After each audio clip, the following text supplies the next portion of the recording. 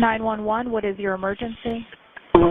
Yes, there's shots at Stillman Douglas. Somebody's shooting up the school at Stillman Douglas. I'm sorry, I can't hear you. What's happening? I'm going to be on 4, copy. Copy, just 10-9, your ID? No, it's you. Man, what's wrong? Scared students say that walking out the ground using a waste bag injured.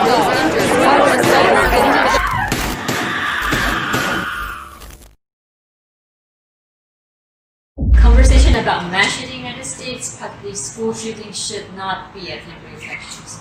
Rather, this kind of situation should prompt continuous action from us students so that something effective can be done. Well, it is especially important to prevent past error from repeating, such as focusing on who or what to the blame for. Most likely, the impetus behind the school shootings, pretty simply, what spurred it cannot be focusing on one single case, but rather focusing on intersection of a few issues such as mental health problems, gun regulation, cultural violence, etc. Perhaps the most pressing issue is that inability to establish a dialogue between all involved parties in order to find a resolvable solution. Mass shootings and mental health often being used in one sentence. Mental health is a topic that necessitates more attention, considering that prevention should be the base of the pyramid of strategies. Funding for programs cannot be limited to care, but should also focus on prevention and programs for young people who are already suffering from mental health. Many of these individuals lack of option for care and attend emergency services, accounting 3 to 4% of all emergency services provided. To blame violent act on this mental health problem, people are inaccurate. The reality is that only 3 to 5% of all violent act that is being done were only committed by those severe mental illness patients. Moreover, individuals with mental health are 10 times more likely to become the victim for a violent act compared to general population. The future for young people, where inaction continuously follows mass shootings, looks bleak without concerted effort to address the factors that is causing mass shootings. Schools have been traditionally viewed as a safe place, but now students are required to go through a drill for a position if there is an active shooting situation. Many families live in a violent environment, either in media or in real life, but those who are confronted with disparities have a higher risk to suffer from behavioral, social and mental issues problems. Young people are cycling from being bullies, being bullied and victims, so they need this program to move out from that environment. Investment in preventative program could help in reducing the production of mental health problems. It is important to consider a comprehensive approach to help improve the safety of the school and cultivate the condition to promote equity among the school-aged children. School shootings are overwhelmingly done by angry or disaffected youth. Due to severity of these numbers, it is important to reframe the debate on gun regulation as a potential win-win situation for all interested parties. While it is possible that both sides have valid points, neither side is being heard. We must acknowledge that the causes for gun violence are an intersection of many problems, and we need to turn our focus toward other methods to reduce gun violence. The right to bear arms is not the issue that needs to be confronted, but rather the regulations that need to be discussed for the benefit of all. Therefore, we bring you the two experts, Professor Aisha, Professor of Health Policy at Harvard T.H. Chan School of Public Health, Director of the Harvard Injury Control Research Center, and Professor Nora Fatia, Professor of Health Policy at Oxford University, author of the 2006 book Private Guns, Public Health. They both have spent much of their career studying gun violence. Hi Professor Aisha and Professor Nora Fatia. Thank you for agreeing to do this interview with us. First question would be for Professor Aisha. How do other countries, where mass killing are less common, handle gun issues differently? Hi, thank you very much. It is my pleasure. Right, first it's important to recognize the other high-income countries starts off with fewer guns and much stronger gun laws control. Compared with the United States, Norway has about 1/3 of the number of guns per 100 of civilians and about 1/10 of the rate of gun death per 100,000 people. An analysis in 2015 found that the number of fatal shootings by police in Norway in the past 9 years was less than the number of fatal shootings by United States police officers in one day. What we can see here is that United States need to see and take examples of these countries that have successfully reduced their gun death total. Basically, it is time for United States to improve their gun laws, making them stronger, not solely to prevent mass shootings, but to also to help prevent other firearm-related problems such as homicides, suicides, gun robbery, gun intimidation, and gun accidents. Professor Nurapatia, thank you for being here.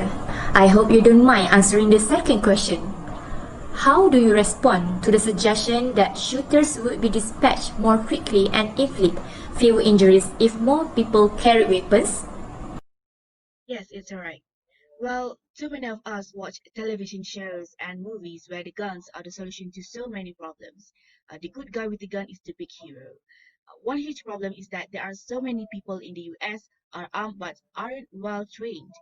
Going to a gun range and shooting for a few times does not make you well equipped to deal with violent situations where your adrenaline is going like crazy, your heart is beating a mile a minute, and you have seconds to make the right decision. It takes good training, repetition, practicing over and over to react to that kind of situation. You can't on the fly suddenly think you want to be this great hero. Instead, you might shoot the wrong person, or you could get in the way of the police or others who are well trained trying to figure out what is going on. Most people, unless they are with the armed services or members of the police force, would never encounter such violent scenarios.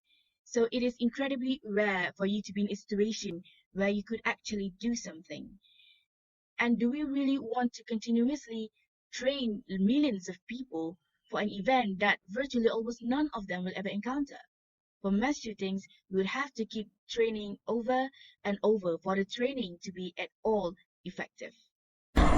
Professor Aisha, some gun control opponents have pointed to mental health issues and violent video games as major factors in the numbers of mass shootings in the United States. Are those two things more prevalent here than in other countries with lower rates of gun violence? And if so, why? There are a whole range of things that could play a role in prevention, including better parenting, less racism, better education, and maybe more job opportunities.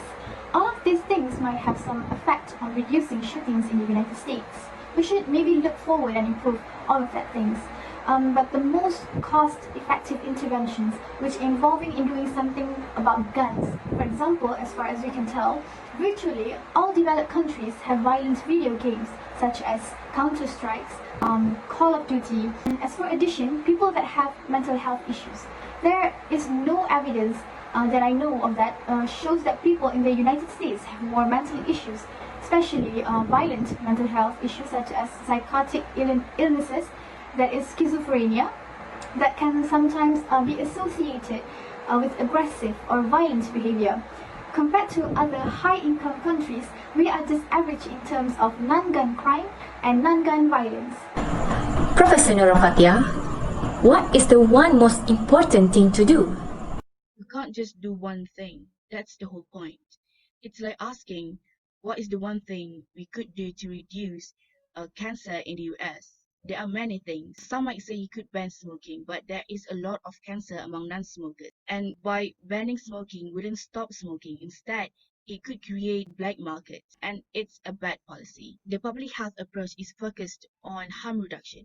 If we are going to have lots of guns, which we clearly are for the next 50 years at least, we have to do a lot of things. If I were required to pick one thing we should do that is semi-feasible, I would say licensing of gun owners and all that entails, including strong background checks and only allowing firearm sales to a licensed owner.